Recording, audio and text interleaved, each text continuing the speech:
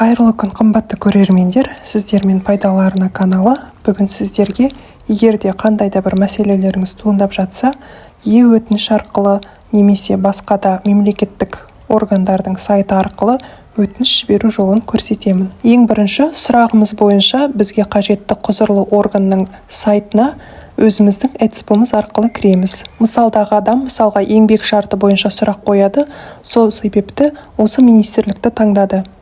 Осы жерден министрлік туралы деген жерді басамыз, және де өтініш жазу деген батырманы басамыз. Бізді автоматты түрде өтінішке қарай жібереді. Разрешите басамыз. Осы жерден біз келісім береміз, және де өзіміздің сұрағымыз бойынша осы жерде толық ақпаратты жазып толтырып шығамыз. Бірінші, сіз қандай кодекс түріне қарай сұрақ қоясыз, соны таңдайсыз. Екінші, өтініштің түрі, ол арыз ба, немесе өтініш ба, немесе сұрақ қою ма, сұрау салу ма, үн қосу ма, осы жерден өзіңізге қажеттісін таңдап аласыз.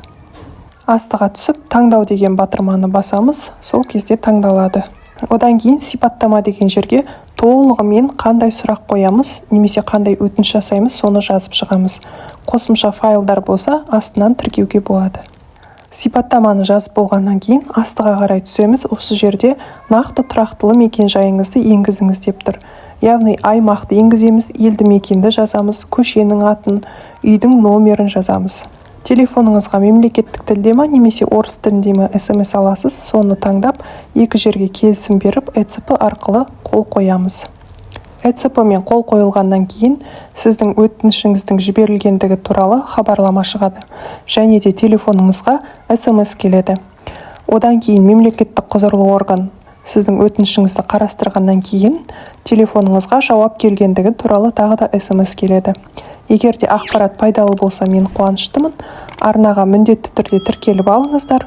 Өміріңізге қажетті құнды ақпараттармен бөлісетін боламын. Жоғалтып алмау үшін қоңыраушаны басып қойыңыздар.